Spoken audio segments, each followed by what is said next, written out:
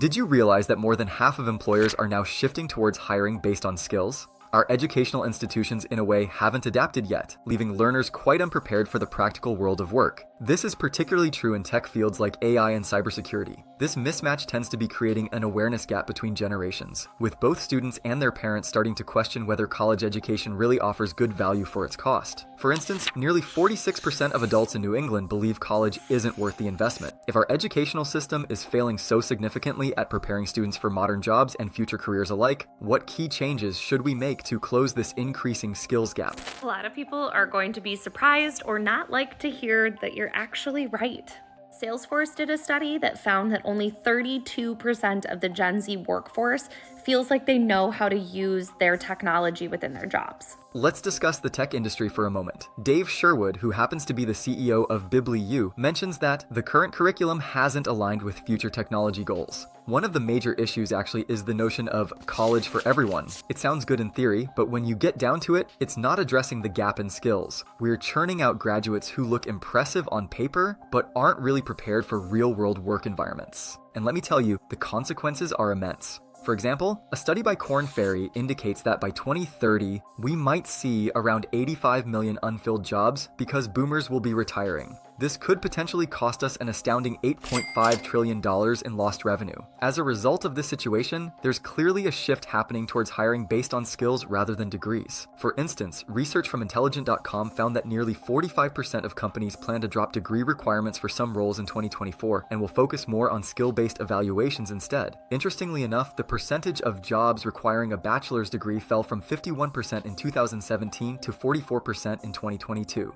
Even though there has been a change, the actual embrace of skills-based hiring practices tends to be slow. Just about 3.5% of jobs that eliminated bachelor's degree requirements were actually filled by individuals without degrees. There remains quite a noticeable gap between what companies claim they want to achieve and what they're really implementing. This situation is sparking somewhat of an identity crisis for higher education institutions. On one side, we have the old school approach where getting a degree was key, yet on the other side, we face the genuine needs of employers today. Right now, those two elements aren't exactly aligning well together. What's happening? Companies are spending considerable amounts on retraining their teams to meet these new skill demands. It's almost like they're saying, if educational institutions can't provide us with the skills we require, then we'll just handle it ourselves. This whole situation is forcing us to rethink what education is really for. Is it about getting a degree, or is it about gaining practical skills? The outdated education system is not only failing to ready students for jobs, but also generating substantial hidden costs impacting both individuals and the economy.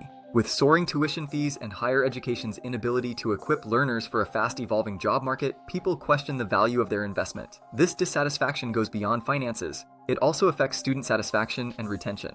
Modern students increasingly view education through a consumer lens, expecting personalized, seamless, and accessible experiences. When schools fall short of these expectations, it significantly impacts student satisfaction. Furthermore, there is a crisis narrative plaguing U.S. public education that requires attention. For decades, reports like the 1983 A Nation at Risk and legislation such as No Child Left Behind have perpetuated a perception of failure and mediocrity. This crisis narrative influences public perception and policy in complex ways. Interestingly, U.S. students actually fared relatively well compared to other countries during the pandemic, but the continued crisis rhetoric can undermine collective efforts to build a more positive future for public education. The challenge we're facing is how to shift away from this crisis narrative and build a new story centered on children's and teachers' capacities. This could help foster collective inspiration and practical solutions for public education. So what are the critical skills that are being left behind? Technical expertise isn't everything.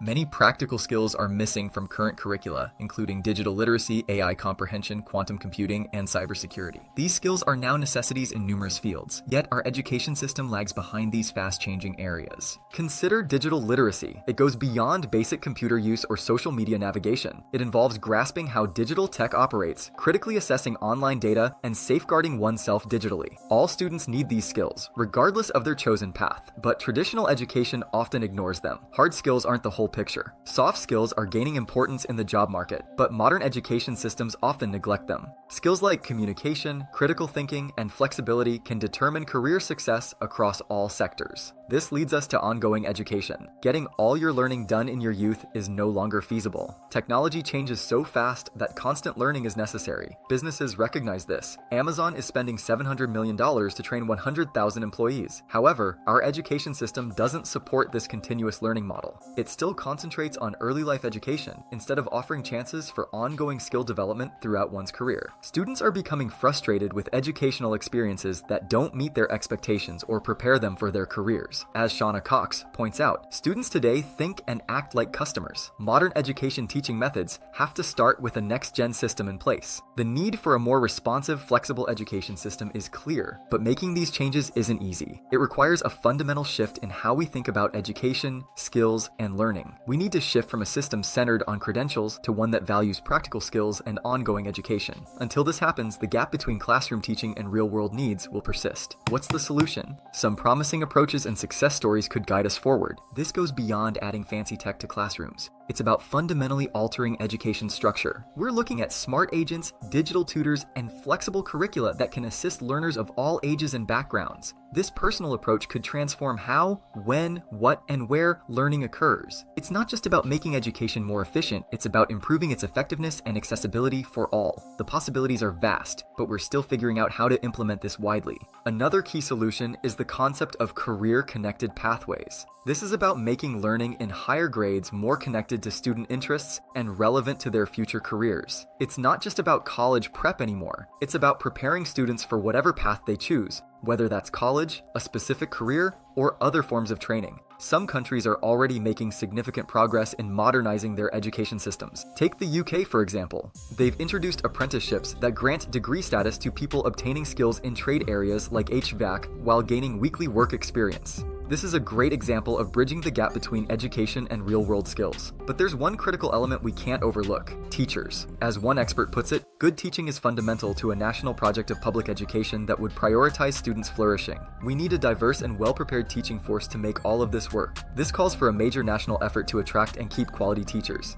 It's not just about increasing teacher numbers. We also need to pay teachers fairly to match their work's importance. This approach can increase the number of adults who can truly understand and listen to young people, and it can also help prepare support staff for future teaching roles. These ideas and success stories show ways to close the gap between our current education system and modern needs. It won't be easy and will require big changes in how we think about and approach education, but the potential benefits for students, employers, and society are huge. So we've seen some possible solutions, but what's next? We clearly need to rethink education for the future. This isn't about small changes. We're talking about a complete redesign to align education with future-ready skills. This is urgent. The job market is changing fast, and our education system must keep up. We need to reconsider everything from what we teach to how we teach it to how our schools are set up. It's a big task, but it's crucial if we want to maximize the potential of individuals and society. And speaking of unlocking potential, have you checked out our recent video on the work-life balance lie?